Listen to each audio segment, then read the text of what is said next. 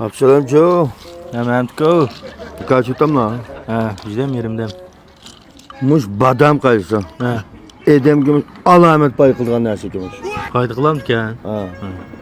Ki bunu satqadagi faqat paydı qilmayotgan qaysi. Muşka. Onda asildek changallaydi qoldi baymasma kunda 5-6 yildan kelib turdi.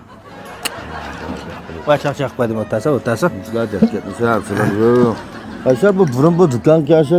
Bu ekası memski deyip kolları uşak çek bizimden tat, cozundan tat, etip gittiler bu. Dükkanda bu malsala alıp kaldı mı ya? Voy qapimsa men aytib o'tay qolsa. Kaldım oturup olduk hem de. Amaq. Ha bu yoq o'tib qoldi. Böyle oturup işim sıkılıp. Ha. Şurada bir çögülep çıkaydım da ayrılıp mesela dükkanı alıp bizden oturup giteydim kep kaldım. Bo'libdi. Bu aptap ne tani yok. Ha. Bu bir demakçılık varmış abi. Bu işimde bir ısık var benim. Şimdi issiq va? He.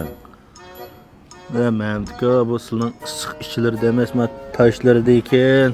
Bu popaykin silvetimiz hamda bu 5-oydimi. Ma yaşlı qağa vaqtda edigendi keçsel cuvcuq olap kaldık edim. Şununki vaqa muşukunda bunun ısıqa. Muş ısıqı bir çıqırıb etmeli mi? Absalamcan. Issiqni chiqiribdilar. Ha. Ay turbinon suyidan ay bir tabaq elab qat ishimiz. Muzdek. Shu zaman peslaydi. Amma şunçlar biz motorsa atırbına şunu işemdik be. Masa. Muş bağrımız kanğıdak, ısımıqdak. Ha. Xili uzun gıcıma. Ben ravur becirim bir işimle koz. Çıkmam la. Bejirim ishimlikmi? Ha. Maqa. Mana Kevserning chiyi. Siz naqsil degan ishimlik shu. Kevserden çiğe. Ha. Avval bir ish baqsam mani. Ishları soyib muz olib ketaman da taqa. Vay rast. Bu bir bizim sokak çaydaklam çaykin qo. Ha. Bu nimba bunun da?